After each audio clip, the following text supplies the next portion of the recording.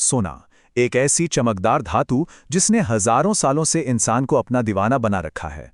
दुनिया के एक हिस्से में लोग इसे अपने आने वाले कल का सबसे सुरक्षित निवेश मानते हैं, तो दूसरे हिस्से में ये सीधे तौर पर अमीरी, ताकत और रुतबे का सबसे बड़ा प्रतीक है। लेकिन क्या कभी ध्यान दिया है कि इस सुनहरी चमक के पीछे एक बहुत बड़ा अर्थशास्त्र काम करता है? आज की इस चर्चा में हम सोने के ग्लोबल नक्शे को पूरी तरह से डिकोड करने वाले हैं। हम समझेंगे कि आखिर इस प्राचीन धातु का ये पूरा वैश्विक तंत्र काम कैसे करता है। यहाँ एक बहुत ही दिलचस्प सवाल सामने आता है। एक ही धातु की कीमत अलग अलग देशों में बदल क्यों जाती है? सोचा जाए तो दुनिया भर में सोना वही एक है, इसका रासायनिक रूप बिल्कुल समान है। लेकिन अगर कोई अलग अलग देशों की धरती पर खड़ा है तो उसे उसी सोने के लिए बहुत अलग अलग दाम चुकाने पड़ते हैं। कहीं पर यह आसानी से और काफी सस्ता मिल जाता है और कहीं इसकी कीमत सीधे आसमान छूने लगती है। तो आखिर यह फर्क आता कहां से है? इस फर्क को समझने के लिए चलिए अपने पहले पड़ाव की तरफ बढ़ते हैं, भारत, जहां भारी टैक्स और ऊंची कीमतें देखने को मिलती हैं। देखिए, जब भी सोने की बात होती है तो भारत का नाम सबसे ऊपर आता है। शादियों का सीजन हो, कोई बड़ा त्योहार हो या फिर जिंदगी भर की कमाई को सुरक्षित रखना हो, यहां सोने की डिमांड हमेशा चरम पर रहती है।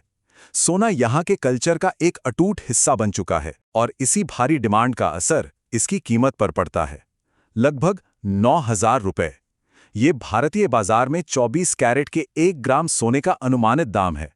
ये एक ऐसी बेसलाइन है जिसे आज हम अपने इस विश्लेषण में बेंचमार्क की तरह इस्तेमाल करेंगे।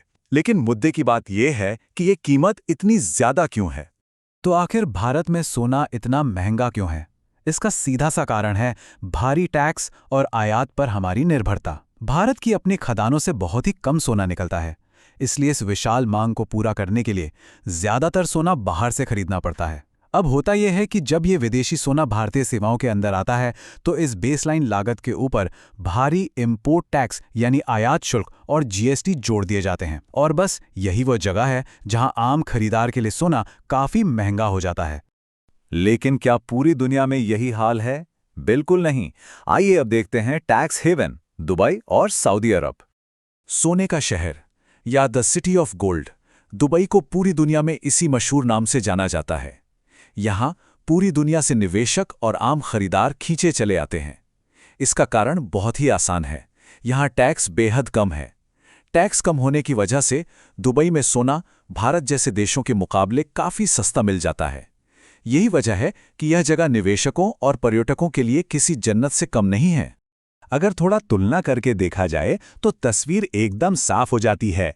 एक तरफ है भारत की ऊंची कीमत, वही लगभग 9,000 रुपए। बीच में आता है अमेरिका, जहां कीमत थोड़ी कम है, करीब 8,500 से 8,800 रुपए के आसपास। और फिर दुबई का स्तर इन दोनों से ही काफी नीचे रहता है। ये इस बात का एक बहुत ही स्पष्ट उदाहरण है कि कैसे किसी देश की टैक्स नीतियां सीधे तौर पर किसी भी कमोडिटी की अंतिम कीमत को तय करती हैं।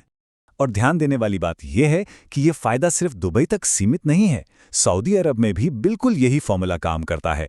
वहां भी टैक्स कम होने की वजह से सोने की कीमत भारत से काफी कम रहती है। इसका एक बहुत बड़ा असर वहां की धार्मिक यात्राओं पर पड़ता है। हर साल जो लाखों लोग उम्रा या हज के पवित्र सफर के लिए सऊदी अरब जाते हैं, वे वहां से जमकर सोना खरीदते हैं, क्योंकि उनके लिए ये एक बेहद किफायती सौदा साबित होता है। तो अब तक हमने टैक्स और मांग के इस पूरे खेल को समझा। अब आगे बढ़ते हैं और बात करते हैं ग्लोबल दिग्गजों की, अमेरिका और चीन। सच तो यह है कि अमेरिकी बाजार पूरी दुनिया के गोल्ड प्राइस को काफी हद तक कंट्रोल करता है, और इसके पीछे का बॉस है डॉलर। क्योंकि अंतर्राष्ट्रीय बाजार में सोने का सारा व्यापार डॉलर में ही होता है, इसलिए ग्लोबल खरीदार इस पर पूरी तरह निर्भर करते हैं। डॉलर कितना मजबूत है, इसका सीधा असर सोने की वैश्विक कीमत पर पड़ता है। और मजेदार बात यह है कि अमेरिका के अंदर सोने के दाम भारत के उसी 9,000 रुपए की बेसलाइन से थोड़े कम ही रहते हैं।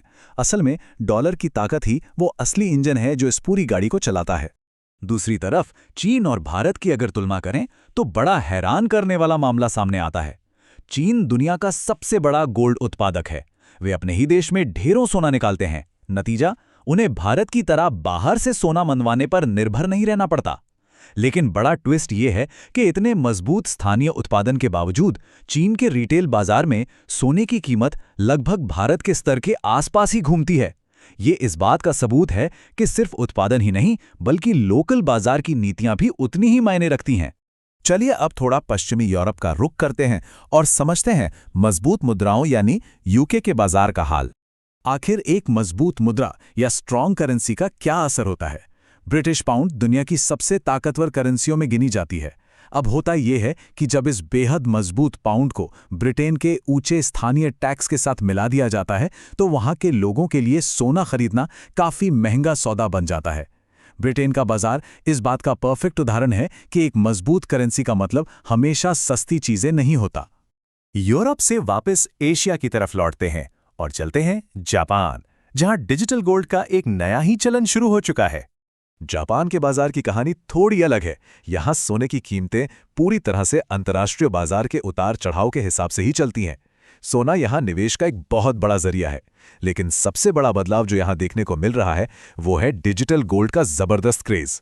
जापानी खरीदार अब तिजोरी में असली सोना रखने के बजाय डिजिटल तरीके से गोल्ड में निवेश करना ज्यादा पसंद कर रहे हैं। ये वाकई तकनीक और परंपरा का एक अद्भुत संगम है। तो इस पूरे सफर में हमने भारत के भारी टैक्स से लेकर दुबई के टैक्स फ्री फायदों तक और जापान के मॉडर्न डिजिटल ट्रेंड तक सब कुछ देखा है। इस विश्लेषण को खत्म करते हुए एक बहुत ही विचारणीय सवाल पीछे छूट जाता है। जैसे जैसे दुनिया भर में मैक्रो इकोनॉमिक कारक बदलेंगे, आगे चलकर ग्लोबल सोने की कीमतों का ये नक्शा कैसे बदलेगा? सोचिए, जब देशों की करेंसी मजबूत या कमजोर होंगी, टैक्स की नीतियां बदलेंगी और नई तकनीकें सामने आएंगी, तो सोने का असली दाम कहां जाकर रुकेगा? आज हमारे साथ जुड़ने के लिए बहुत बहुत शुक्रिया। इस चमकती धातु के पीछे छिपे इस अर्थशास्त्र पर एक बार जरूर विचार कीजिएगा।